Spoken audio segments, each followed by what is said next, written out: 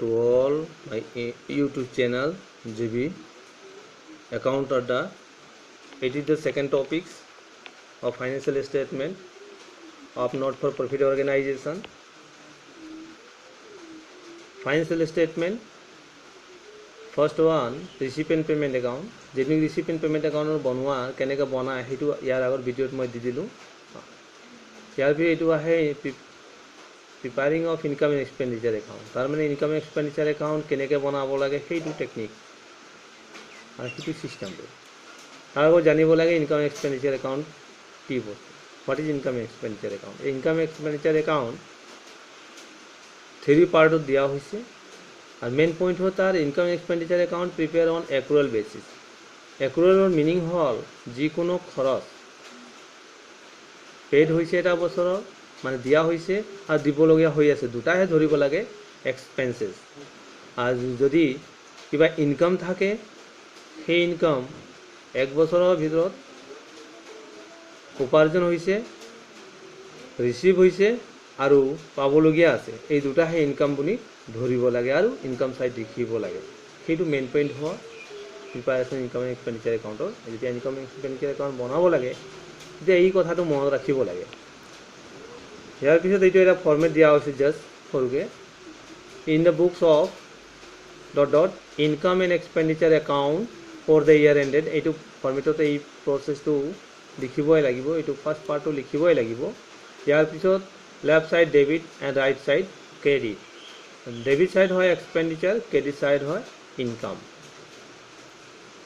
এই ইনকাম যেটো পাৰ্ট ইয়াৰ আগত যেটো মই ৰিচিপিয়েণ্ট পেমেণ্ট একাউণ্টত ফৰ্মেট দিছিলোঁ তাত লিখা আছিলে ৰেভিনিউ ৰিচিভ। গোটেই ৰেভিনিউ ৰিচিভ কেইটা কি হয় ইনকাম সাইড আহি যায়। আৰু তাতে দিয়া আছে ৰেভিনিউ পেমেণ্ট, গোটেই ৰেভিনিউ পেমেণ্ট কেইটা কি হয় ইয়াত এক্সপেণ্ডিচাৰ সাইড আহি যায়, লিখিব লাগে। দিয়া আছে এনে অল ৰেভিনিউ এক্সপেন্সেছ যেনে পেড এণ্ড পেয়েবল, মানে এক্সপেন্সেছ এইটো পে'মেণ্ট কৰা হৈছে আৰু দিবলগীয়া ৰৈ আছে, এই দুটাহে লিখিব লাগে। কিন্তু সেইটো হ'ব লাগিব কাৰেণ্ট ইয়াৰৰ। যেনিবা এই এক্সপেন্সেছ কেইটাৰ নাম দিয়া হৈছে, এই এক্সপেন্সেছ যেটা জেনেৰেলি থাকিলে এইটো কি হয় এক্সপেণ্ডিচাৰ বুলি ধৰা হয়। ইয়াৰ পিছত কেতিয়াবা দেখা যায় চেলাৰী বা যিকোনো খৰচৰ ভিতৰত টোটাল এমাউণ্ট দিয়া থাকে, তাৰপিছত এডজাষ্টমেণ্ট দিয়া আছে আউটষ্টেণ্ডিং বা দিয়া আছে কেতিয়াবা কুৱেশ্যনত দিয়া থাকে paid in the last year for the current year. সেই দুটা যদি থাকে তেতিয়া তাৰ লগত প্লাছ কৰি এমাউণ্ট কলমত লিখি দিব লাগে। আৰু বছৰৰ এণ্ডিঙত যদি প্ৰিপেড বা পেড ইন এডভান্স থাকে সেইটো কি হয় তাৰ পৰা মাইনাছ কৰি দিয়া হয়। যেতিয়া paid in current year for the last year, তাৰমানে কি লাষ্ট ইয়াৰৰ বাবে যদি কিবা এটা কাৰেণ্ট ইয়াৰ পে'মেণ্ট কৰা হৈছে, চলিত বছৰত যদি যোৱা বছৰৰ বাবে যদি পে'মেণ্ট হৈছে এইটো মাইনাছ কৰি দিব লাগে। আৰু এই ক্যালকুলেশন কৰি যি এমাউণ্ট হয় এইটো এমাউণ্ট কলমত লিখিব লাগে। ইয়াৰ পিছত আহে credit side income. All income received and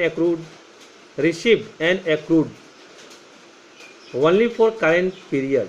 তাৰমানে গোটেই ৰেভিনিউ ইনকাম যদি কেতিয়াবা দেখা ৰিচিভ হৈছে, কিছুমান কি হয় এক্ৰুড বা এৰিয়াৰ বা ডিউ থাকি যায়, পাবলগীয়া থাকি যায়, সেই ইনকামটো মানে যিকোনো ইনকাম সেইটো হ'ব লাগিব ৰেভিনিউ। আৰ সেই ইনকামটো ৰিসিভ হোৱাটো আৰু জমা হৈ থকাটো এইটো দুটাই ইনকাম বুলি ধৰিব লাগে। তাৰপিছত যেনিবা sales of material, donation, general donation, interest on dividend, dividend on general investment, rent receive on sublet, rent receive from auditorium or locker rent receive, sale of old newspaper, এই গোটেইকেইটা কি হয় revenue income বুলি ধৰা হয়। এই গোটেইকেইটা revenue income বুলি ধৰা হয়। ইয়াৰ পিছত কুৱেশ্যনত মেক্সিমাম থাকে কেতিয়াবা কিছুমান একাউণ্ট হেডত নাযায়খিনি ডাইৰেক্ট এইটো আহি যায় মিছলেনিয়াছ ৰিচিভ। যিটো মিছলেনিয়াছ ৰিচিভ হয় এইটো ইনকাম সাইড লিখা হয়। Donation or gain on sale of assets, appreciation of এছেটছৰ ভেলু যদি বাঢ়ি দিছে ইয়াত লিখি দিয়া হয়। ইয়াৰ পিছত কুৱেশ্যনত দিয়া থাকে টোটাল ছাবস্ক্ৰিপশ্যন। কেতিয়াবা আউটষ্টেণ্ডিং থাকি যায় বছৰ এণ্ডিঙত, সেইটো প্লাছ কৰি লিখা হয়। কেতিয়াবা কি হয় লাষ্ট ইয়াৰত ৰিচিভ কৰিছিল, যোৱা বছৰত প্ৰাপ্ত কৰিছিল কাৰেণ্ট ইয়াৰৰ বাবে, সেইটো তাৰ প্লাছ কৰি লিখা হয়। আৰু যদিহে চলিত বছৰত অহা বছৰৰ বাবে ৰিচিভ কৰিছে, যোৱা বছৰৰ বাবে ৰিচিভ কৰিছে সেই দুটা কি হয় মাইনাছ কৰি লিখা হয়। ইয়াৰ এটা এক্সট্ৰা কেলকুলেশ্যন হয়, ছাবস্ক্ৰিপশ্যন কেলকুলেশ্যন ফৰ ছাবস্ক্ৰিপশ্যন। ইয়াৰ পিছৰ ভিডিঅ'ত সেইটো দিম। ইয়াৰ পিছত আহে not expenses revenue in nature and income revenue in nature relating to last and next year are not recorded in income expenditure। এইটো লিখিব নালাগে। capital in nature of expenses and income এই দুটাও লিখিব নালাগে। এই হল preparation of income and expenditure একাউণ্টৰ টেকনিক।